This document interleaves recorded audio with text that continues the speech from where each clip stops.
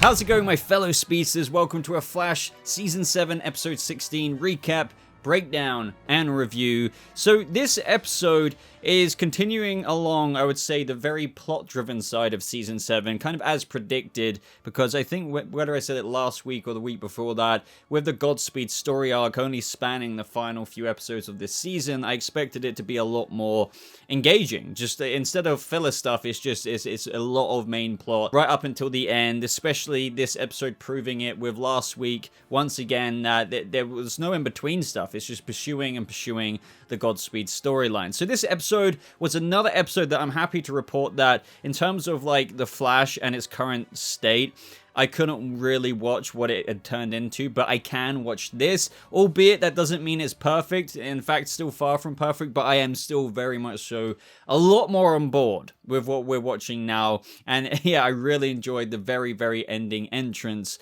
of this episode with Bart, Alan, and Nora. That felt really good to see that again, because yeah, despite the Cicada season not being most of our favorites, I really enjoyed seeing Nora, Jessica Parker Kennedy. I know some people fell off the Nora train at some point in that season, but I really liked the premise. I'm glad we're kind of getting a little bit more into that now. But let me stop rambling at the beginning of this. Let's get straight into this. I've got quite a few thoughts. There's a few things that kind of irked me this episode, and I felt like they were relevant points.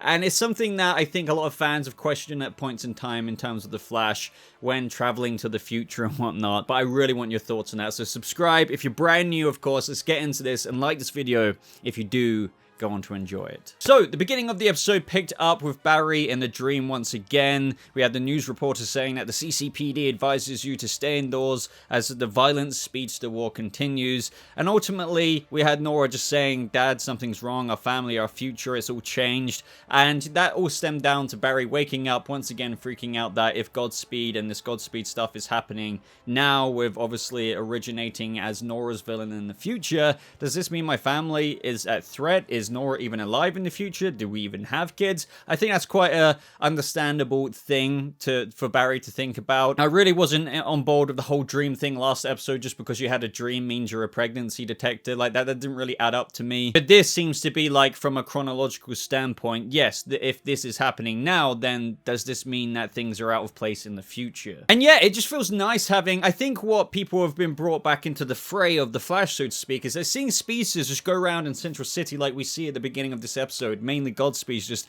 causing havoc. It feels good again. I remember in Season 4, without getting into too much of a tangent here, I was totally on board with the thinker. Lots of people were really apprehensive and skeptical about non-speedster villains on The Flash.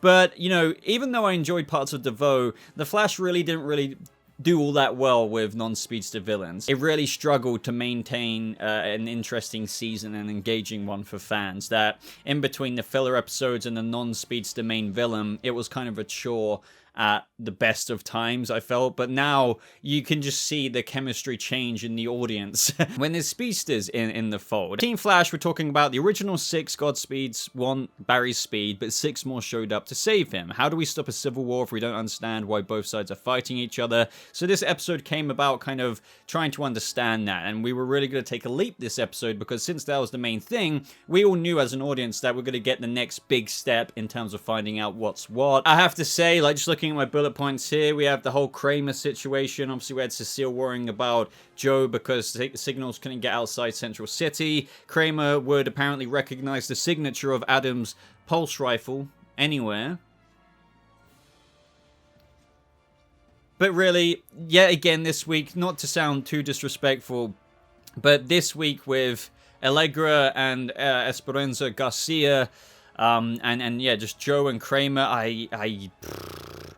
I tried to watch some of it, and I think this is the first time I've ever done this with The Flash. I've tried to watch some of the scenes, but when we got to the scenes again, when Joe and Kramer just, they put that in there as a side plot thing to chop all of the other stuff going on in the episode, I kept doing a skip forward 5 seconds thing. I was like, this, just making sure I wasn't missing out on any important details. And trust me, I never do that. I want to get all the information to absorb it all. But like this, I don't care. I just don't care.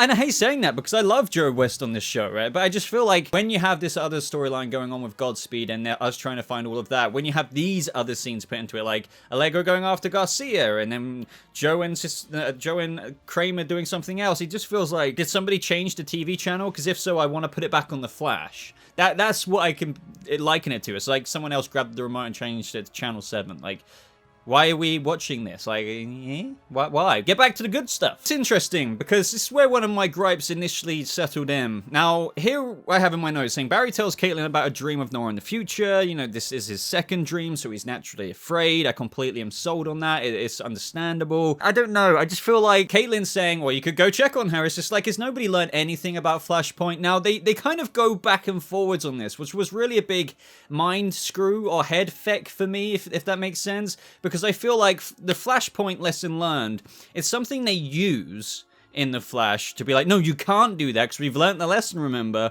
when that serves the plot to not run forward in time. So, for example, Barry couldn't run forward in time because obviously that would just reveal that Nora is okay or whatever, or just it would get rid of the end of this episode when she did come in. But when they do need to do it, for example, when Barry went to go back to eliminate the forces, yes, I know he didn't do it, but the first instinct, yes, I know Timeless Worlds created a bubble that for some reason didn't affect anything outside of that bubble, but before that, Barry was perfectly okay with going back in time and risking a Flashpoint because it's the only thing he could do in order to eliminate the forces. So do you see, I know I'm not articulating the best way. Bottom line, the show stresses about a possible Flashpoint when it serves the plot to not actually go forward or back. But when they do need to do it, the whole lesson learned just goes out the window. And that really bothers me. It's just like, it's just such plot convenience and throwing out established characterization and character convictions for the sake of plot. It was actually quite funny. I really liked that Diggle speech. But it's like, damn the world and everything else if I need to save for my family. So it's like, oh, okay, we learned nothing from Flashpoint now, and Barry has decided to go and check on his daughter. But why is that logic even in place? So here's another thing. So Barry scrambled the Flashpoint logic and thought after Diggle's motivational speech that, you know, I've been invigorated with, actually, no, I am going to risk it. So he tries to, as we know, the Godspeeds get in the way. But before that, why is he forgetting that him and Nora ran to the future in season 6 or 5, was it? I can't, either way, it doesn't matter. Do you remember when he ran to the future and they ran to those different points and then, like, I think Barry said hello to the Reverse Flash? All I know is that they went to the future together and then, like, went back.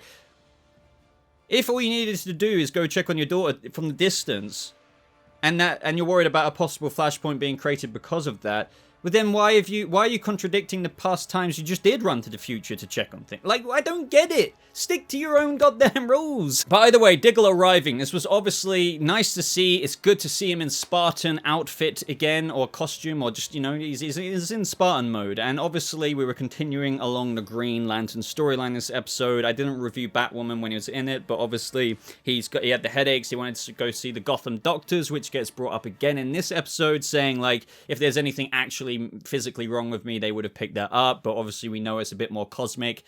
And radio interference with Diggle's brain, with the other lanterns reaching out. I do wonder what fruition is going to be brought about with his Green Lantern arc in Superman and Lois, because that's going to be the main episode, I think. Because this was the biggest episode so far with it. But we still have got, obviously... Okay, like, he at the end of this, he's acknowledged that he's not going to put it off any longer, but what's the next step? Does that mean we're going to see him actually with the ring on?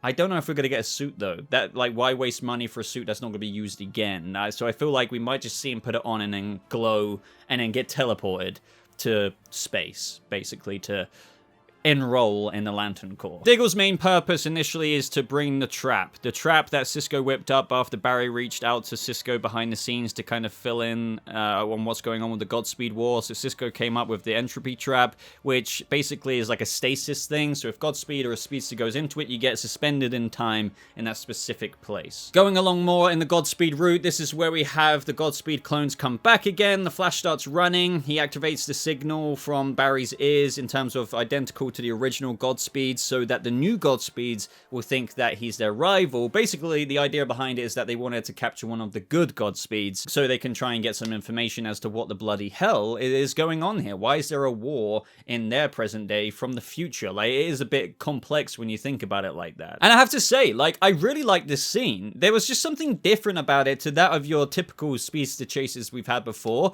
Maybe it's the wide shots and stuff, but it was just really nice seeing Barry run like that and Godspeed right behind him, and then it opened up to an even wider shot that I'm probably even going to use for this thumbnail because it was just really cool seeing the two speedster streams like that go side by side. Either way though, Godspeed does indeed get trapped. So we're at the point now where Godspeed is in the pipeline, and the only thing that Cecile could feel is hatred and determination. So I guess if this is something interesting. So are these Godspeeds not actually androids then? Because if they had modem speak, like the internet modem speak, I always thought they were like humanoid looking people with skin, but more like Westworld underneath maybe, and that's why they were communicating in modem speak. But since she can pick up hatred and determination, that shows that these Godspeeds are living people. I mean, they're clones, we know that, but I guess they're living clones. That's been fully established now. So I hope they don't contradict that, because they feel emotions, like hatred and determination. For now, Allegra is sending out interference, so this Godspeed can't contact the rest of his team.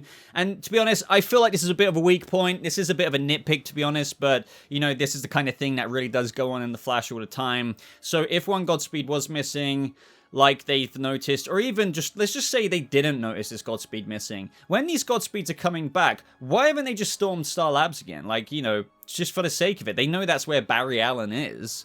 So I did wonder to myself, like, why aren't these Godspeeds at any given time just constantly trolling Star Labs? Because they know that's where the Flash is, and he's not an ally. But regardless, this is where things get pretty cool, because Godspeed speaks to Barry saying a translation will not be necessary, and we have much to discuss. Barry Allen. So this is where I started getting pretty sold in terms of, okay, you know, I can get on board with this. They're clones and they don't want to be killed. Like, I mean, it's kind of simple, but like I think it's pretty well thought of at the end of the day. Like, there's obviously clones. We've known that for a while. There's 6 bad ones. There's 6 good ones in terms of who at least don't want to kill Barry Allen. But this Godspeed explained that in this war, they fight versions of themselves. And he says about, in terms of Barry and the reason why he wanted to talk to Barry, and one thing I did kind of find cool about this is that they thought they were interrogating Godspeed, but it's actually the other way around, if you know what I mean. And the bottom line here is that they didn't ask to be born, and thus they didn't really ask to die. So the others,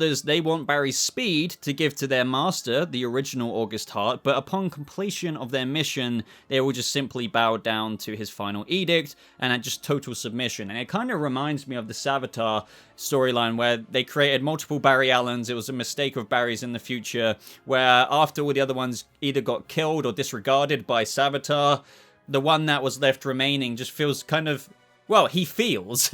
You can't forget that if you create these time remnants, they're living beings, they're Barrys with feelings. So it's a similar, you know, poetic situation here where this Godspeed is acknowledging after this is done, we're just going to basically bow down and be like, but I have feelings too, like, or I die and I don't want to die. So fair enough of the motivation there. And also, one thing I digged is the voice. The voice is pretty sweet. It wasn't too close to Zoom, but it wasn't totally outlandish. It was just pretty cool. We had more big bombs dropped in this moment that the actual prime August Heart, so the legitimate August Heart, is in this time setting, like right now. He's in Central City, so he's not in 2049 just sending them back. Somehow that prime August Heart has gone from 2049, sending them back, to also being here himself. And it's revealed that they are actually searching for August Heart. But the only thing, obviously, and this is a bit cliche, that separates them both is, okay, so what happens if we join up and we find him? We kill him. And then Barry's like, well, I won't kill, like, obviously. And he's just like, well, screw you then, Flash. We're not going to be allies. Now, the thing that I didn't like about this moment, say what you will, the Godspeeds are sucking off the Speed Force energy and can only hold it for so long, that we learn later on in the episode. But regardless, Barry is meant to be faster than ever, as always. But not only that, not only did he get, like, super speeded up throughout the seasons, I don't even need to list the amount of times that he's been buffed up because of various reasons. But again, this season he was buffed up once again. One of the parting words from Nora, the Speed Force, when at the end of that arc the other forces were hanging out in the Barry Allen household, she says, "You're even faster now because of the extra forces." Yet in this moment, you know, they say Barry grabbed the trap. Godspeed breaks out. I don't have a problem with that because, you know, it's artificial meta stuff, so he's not dampened by the pipeline. Absolutely fine with that. It's just, he was faster than Barry. Barry tried to reach out, but not only did he break out and get there really quickly, he broke the he went forward and broke the trap before Barry. And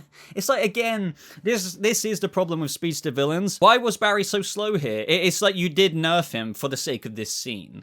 When Barry is meant to be at an all-time speed right now, I don't think this is even a nitpick, because at the end of the day, I've offered the evidence. Barry has been granted to be as fast as ever. They've reiterated that again this season, as I just mentioned. Nora said he's even faster now. There are extra forces or whatever, so she's given him even more juice. Yeah, Godspeed Pipeline, who isn't even a real Speed Force connected person, is faster than Barry in this moment. I didn't like that. It was cool, though, seeing him choke and body slam Barry down on the floor and stuff. Like, I liked all that stuff, but then when you think about it, it's like, this situation shouldn't have even really happened because it's Barry. Like, he's meant to be fast. So very conveniently, they whip out Nora's journal.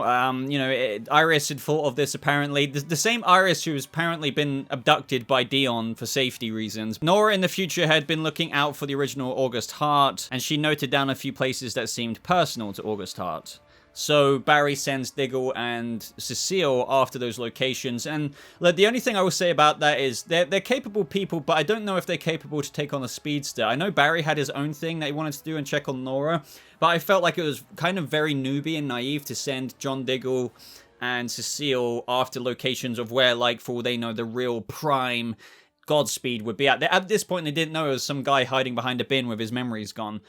All I'm trying to say is they were sending two people in, and two people who probably aren't equipped to deal with a speedster, because the speedster could just come in and knock you out. Either way, though, Barry starts running to travel in time. We hear Gideon saying, now passing 2022, 2023. Warning, Barry Allen, temporal passage blocked by a bunch of Godspeeds just leeching off the Speed Force. So the thing that in this moment, like, so okay, I get what you're doing. It just felt all of a sudden, it's just like Iris was there. Like, so Barry obviously got plucked out by Dion. Dion helped him up, says they've got a lot to talk about, saying that they're feeding on pure Speed Force energy. Is pretty tasty to their artificial cells, only they can't hold on to it for too long. He says that he can't take Barry to 2049 because he's got enough to deal with by himself, at least until the Speed Force is done, and mainly he's pretty busy right now because he's keeping Iris safe. And then it's like, it turns out Iris has more of a bad cold. It's like, Barry, I'm here. It's just like, what? I just felt maybe it was just way too forced in this moment of a plot thing to do. It just felt really like there was nothing leading. I was about to say nothing leading up to it, and I know they said Iris has been sick the past couple of episodes, but it's just kind of strange to me. You know, Iris says, I'm okay, thanks to Dion, something is causing me to move in and out of our timeline. And I just kept thinking, how does he only just know about this? Wasn't he just, like, seeing Iris this morning? But apparently she's been phasing in and out of, like, different time things for not just today, but, like, some time they articulate. So, I don't know. It just, I'm just gonna stop rambling. It just felt like a big weight to dollop on me. Like, if your mum just came and just dolloped a bunch of washing on you, you wouldn't know what hit you. So, oh, okay, I'm just supposed to, like, deal with this. Okay, like, so Iris is doing this now. Okay. I guess I can get on board, but okay. I just feel like what would have made this a lot more organic? Let me offer this solution, I guess. You know, if I'm going to critique it, I can offer something. Maybe they just should have shown Iris when in the bedroom at home, she was, like, almost phasing in and out, like, also almost like disappearing, like panning out and then coming back in.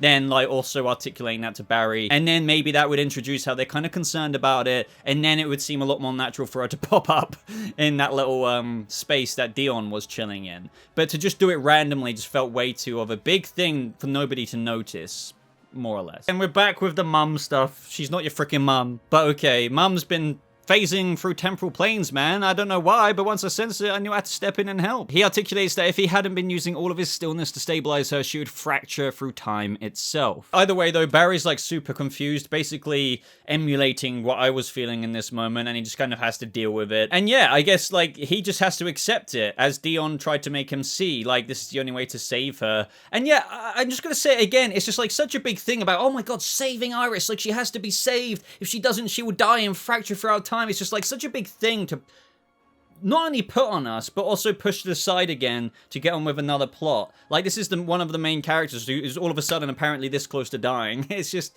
I don't like it. It just feels so random. But up next, we have Diggle shooting Godspeed with nanites courtesy of Ray Palmer. Love that reference. And this is when we get probably the biggest development we've ever had other than him opening the Green Lantern ring box, with Diggle getting his headache, and we hear literal words, and the subtitles quite literally said, "Worlds await. Worlds await." There were voices whispering, "Worlds await, worlds await." And obviously, it's just like his destiny, and the Green Lantern Corps kind of reaching out to him. He can't ignore this for much longer, and he kind of comes to that conclusion. I don't know why it took you so long, Diggle, if we're being completely honest.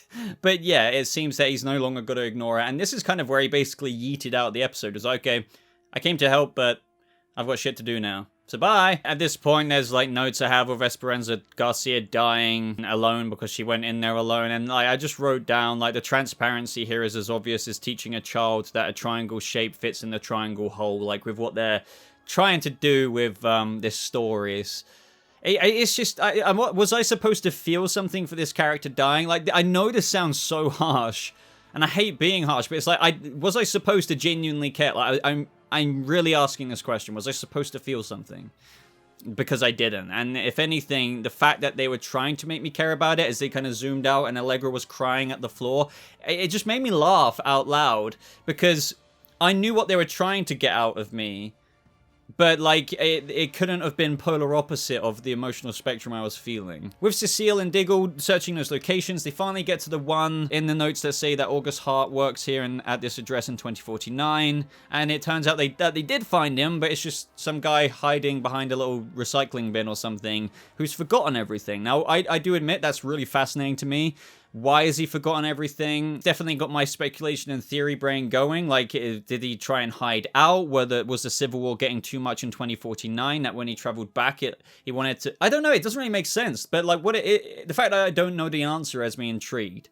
Like, if the prime August Hart started all of this, why would his memories be, you know, the way they are? Has he been taking too much velocity that it fried that part of his brain? I don't know, but also in the scans that Caitlin did, that there was obviously bad memory damage and whatever, but there was no speed being picked up. So for all we know, like, he doesn't have speed, like this guy, this August Hart. After this, we had the real August Hart just chilling in the med bay in Star Labs. Harry says a line here, just saying, either way, we got to find a way to prove it one way or another in terms of this being a real Godspeed or not. It's what Iris would want. But I just, look, I don't get look, why did you say, like, who cares if it's what Iris wants or not? Like, you're going to find this out regardless. Like, of course you want to find out if this is the prime Godspeed, because A, there's a massive civil war going on with Godspeeds terrorizing people in the city, doing all kinds of damage. The news reporters articulate that more than enough. Obviously, this guy is sus as hell, has no memory and stuff, so... why are you saying it's what Iris would want when it's what everyone wants? It's just such a dumb, weird line. I don't get what? It's what Iris would want. Okay. It's whatever Iris wants, right, guys? They figure out that a neurogenic dark matter injection will be something that will hopefully spark his memories back. I mean, it's kind of, yeah, let's just inject dark matter into his brain. But yeah, no, it's fine. And as a result of that, they give it to August Hart. And I did think it was kind of a silly decision to just have Caitlin and Cecile standing there. So the reason why I say that is if you're going to inject something that will possibly reactivate the memory cells in the prime Godspeed, the guy who started all of this, the guy who wants to steal speed from the Flash and gain ultimate velocity. They have all of this possible context in mind when dealing with this stranger who's lost his memories. Why wouldn't the Flash be there on standby, just in case this shot activates memories that makes him like, I'm August, and then he just grabs one of them? I know he doesn't have speed, but all I'm trying to say is this guy could be dangerous, and you have a doctor here and Cecile here just standing there just like, you know, they could get really hurt if he remembers who he is and, like, if he has evil motivation. Do you know what I'm trying to say? I just feel like that's common sense to have the main hero there on standby just in case something happens. But no, they didn't. And all that we got out of it is that he woke up and he said his name is August in kind of a creepy way. It was done with, like, quite a bit of conviction, but that's all they could get out of him, apparently, because his memory damage is just too far gone. But other than that, all we have left to talk about is when Nora runs in. So I love that. And notice how she just had purple lightning. Now, I basically can just easily put this down to well, I think in the show's canon now and continuity, the reason why she had purple lightning and the other color, it was like yellowy, orangey, basically Bart Allen's color. She had a hybrid of purple and that other color, and that's because at that time the Tornado Twins didn't exist. But now everything's changed a little bit. Nora's still here, but because there's a twin of hers, she now just gets full purple, and Bart Allen gets his own speedster color. And that's why, I mean, if he didn't exist, that his speedster color would be 50% Nora's purple and his, basically. But now they're here.